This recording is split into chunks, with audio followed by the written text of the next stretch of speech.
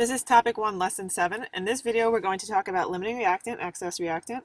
We're going to be able to apply mole ratios to figure out what the limiting reactant is and the excess reactant. We'll be able to figure out how much excess we have if they're asking for the mass, volume, moles, or particles.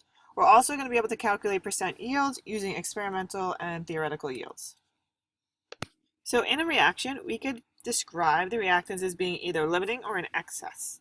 So if you look at the picture on the left, it's showing you particles. So the limiting reagent is in green and the excess reagent is in red. What happens after the reaction goes to completion, you have these extra red particles floating around here. So since there are extra red pieces, the red is going to represent the excess reagent. All the green pieces or particles were combined with the red and used up. So the one that is going to be left over, the one that's extra, will be what we call the excess. So red here is excess. The one that gets completely used up is the limiting reagent. Since it's completely used up, it's what limits the reaction from going any further. So it's the limiting reactant. Sometimes I think we often will, when we're learning something, think, when is this applicable to real life? And is this actually used in real life? And the answer is yes, limiting reagent is actually really important. So an example of how we could talk about limiting reagent in real life is that certain times chemists will purposely make sure that one reactant is limited so that the reaction uses up all of the limiting reagent. So for example, let's say I want to remove some lead ions and lead nitrate from a contaminated water supply. What you would do is add some sodium carbonate, and what that's going to do is precipitate out the lead carbonate. So what we would do is add extra sodium carbonate to ensure that all the lead ions reacted, and so they're removed from the water supply. So we're purposely adding a reagent to make sure that we can remove what it is that we're desiring. So definitely has some application to real life. Okay, so let's look at a chemical reaction where we're trying to determine what the limiting reagent is. Here's a reaction. Hydrogen plus oxygen gives you water. What we're trying to figure out is which one is the limiting reactant. So our reactants are hydrogen and oxygen. So the problem tells us that we have 2 moles of hydrogen. So what you're going to do is basically just a mole-mole ratio to figure out how many moles of water we can produce. So you start with your given 2 moles of hydrogen times there are 2 moles of hydrogen and 2 moles of water. So our mole ratio here is 2 to 2, which produces 2 moles of water. Look at your oxygen. You have 2 moles of oxygen. So 2 moles of oxygen, set up your mole ratio. You have 2 moles of water over 1 mole of oxygen. There's a 1 here. And that tells us that we would be able to make 4 moles of water. So from 2 moles of hydrogen, you could only make 2 moles of water. From 2 moles of oxygen, you can make 4 moles of water. Since the hydrogen is only able to make 2 moles of water, it limits the reaction. It's able to produce less water. So hydrogen is our limiting reagent, which would mean oxygen is our excess reagent. And just something to keep in mind is sometimes people will ask, how do you know it's a limiting reagent problem? We know it's a limiting reagent problem because they gave us some quantity of both reactants. So how do you know whether you start with the hydrogen or the oxygen to figure out how much water you can make? So when you're given the amounts of both or 2 of the reactants, we know it's a limiting reagent problem. In our next example, we're given grams of ammonia and we're given grams of copper 2 oxide, and what we need to do is figure out the maximum amount of copper that we could form. So first step is going to be take the grams that we have of each reactant and go to moles.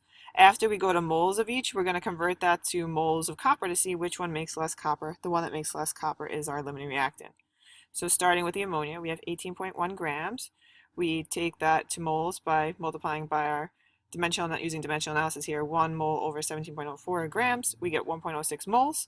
And then we convert our moles of ammonia into moles of copper using our mole ratio. So we have 3 moles of copper and we have 2 moles of ammonia. So we're going to multiply by 3 over 2. We get 1.59 moles of copper.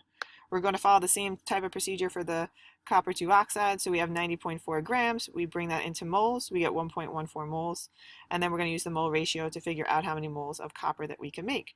And we're able to make 1.14 moles of copper. So when you look at the results, the ammonia was able to produce 1.59 moles of copper, and the copper 2 oxide was able to make 1.14 moles of copper. Since the copper 2 oxide is able to make less copper, that means it's our limiting reagent. So what happens when all the copper 2 oxide runs out? Well, that means the reaction is no longer going to go. No more copper will be produced. So the maximum amount that we can make, theoretically, is this 1.14 moles. So we have this term called theoretical yield, and it tells us the maximum amount of product we can make, but the theoretical yield is always expressed in grams, and that's important. Make sure you're writing that down. So if I have 1.14 moles of copper, we just convert that to grams, and that tells us what the theoretical yield of our copper is. So 1.14, do our mole to gram conversion, and we get 72.4 grams of copper. So that value in grams is our theoretical yield. It's how many grams you could potentially make based on the mathematics of the equation. The amount that you actually get when you do the experiment that's actually isolated at the end is what we call the actual yield. It's what you get in the lab. Many experiments, when you run, your actual yield isn't going to be less than theoretically possible. And that could be due to things like you made an error in your lab. Sometimes there are side reactions going on. Sometimes your product is contaminated. So a lot of times your actual yield is going to be less than the theoretical yield. Now, what you would want to do is calculate your percent yield. Percent yield is the actual yield, what you got, divided by the theoretical yield times 100. So remember that these values are in grams, so grams divided by grams will cancel out, so there's not going to be a unit for percent yield. So in the previous example, for 18.1 grams of ammonia and 90.4 grams of copper R2 oxide, the theoretical yield was 72.4 grams. If the actual yield is 58.3, what's the percent yield?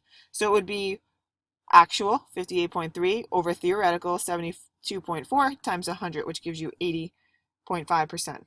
Okay, so now here comes your favorite part, calculating excess. We know that we started with 1.06 moles of ammonia, 1.14 moles of copper 2 oxide. We also know that copper 2 oxide is the limiting reagent. So that means that ammonia must be the excess reagent. So we need to figure out how much ammonia is left over. So here are the steps. And you want to think about the steps and maybe rewind this part a couple times to make sure it makes sense, and then we'll go through the math. So first, you want to do is figure out how many moles of excess ammonia reacted. We want to convert the moles of copper 2 oxide, which is our limiting reagent, to moles of ammonia. This will be how many moles reacted. So you're trying to figure out how much ammonia did we actually use up. Then we want to convert the number of moles to grams. And then what you're going to do is take the amount of ammonia that you started with minus the number of grams that you actually reacted in the actual reaction. So we used all of our limiting reagent. We used all 1.14 moles of copper 2 oxide. So let's convert those moles of copper 2 oxide to ammonia. That tells us how much ammonia was actually used or reacted. So we used 0.758 moles of ammonia. Now what we want to do is convert that to grams to figure out how many grams reacted. Okay, so 12.9 grams reacted. We started with 18.1 grams of ammonia. We subtract out how much we actually used. We only used 12.9, and we have 5.2 grams left over. We'll obviously go through more practice in class. Something like excess reagent takes time and processing to fully understand. So at the end of this video, what you want to be able to understand is that reactants can be either limiting or excess. The experimental yield is going to be different from the theoretical yield. Remember that the value for theoretical yield is going to be in grams. You want to be able to solve problems that are going to involve limiting and excess reagent, understand how to calculate theoretical and percent yields.